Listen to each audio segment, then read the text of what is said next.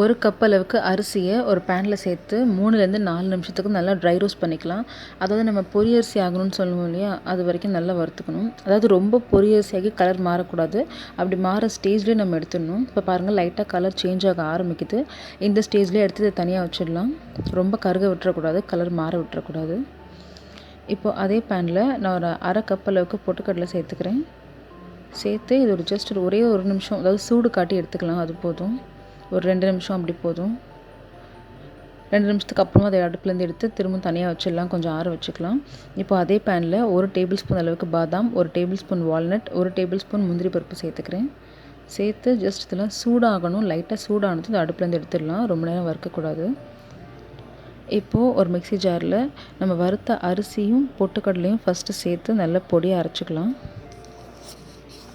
இது நல்லா பொடியாக அரைப்பட்டதுக்கு அப்புறமா இதில் வந்துட்டு இந்த வறுத்த நட்ஸை சேர்த்துக்கலாம். நட்ஸை வந்து நீங்கள் முதல்ல சேர்த்திங்கன்னா அதில் இருக்க ஆயில் ரிலீஸ் ஆகி கட்டி பிடிச்ச மாதிரி ஆகிடும்.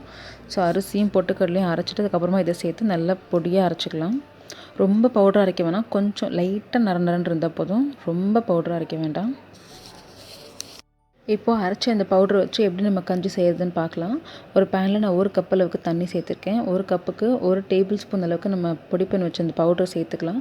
சேர்த்து இந்த இதில் தண்ணியில் வந்துட்டு இந்த பவுடர் நல்லா கலந்து நல்லா வேகிற வரைக்கும் இதை நல்லா வேக வச்சுக்கலாம். இதில் ஒரு பிஞ்ச் அளவுக்கு உப்பு, 1 டீஸ்பூன் சர்க்கரை சேர்த்துக்கிறேன். சேர்த்து இதை நல்லா திக்காகிற வரைக்கும் கலந்துக்கலாம். இப்போ பார்த்தீங்கன்னா இந்த கஞ்சி வந்து திக்காக ஆரம்பிச்சிருச்சு.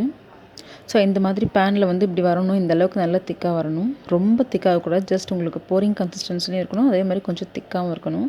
இந்த ஸ்டேஜில் இந்த மாதிரி வரும்போது அடுப்புலேருந்து இறக்கிற வேண்டியது. இப்போ பாருங்கள் கஞ்சி எந்த அளவுக்கு கரெக்டான பதத்தில் இருக்குன்னு. இந்த மாதிரி வரும்போது அடுப்புலேருந்து இறக்கி இதை வந்துட்டு குழந்தைக்கு ஃபீட் பண்ண வேண்டியது தான். இது வந்துட்டு பார்த்திங்கன்னா 6 மாத குழந்தையிலேருந்து யார் வேணாலும் சாப்பிடலாம். அதாவது வெயிட் லாஸ் பண்ணணும்னு நினைக்கிறவங்க தவிர்த்துக்கிட்டு மற்ற யார் வேணாலும் சாப்பிடலாம். இது செர்லாக் மாதிரி தான்.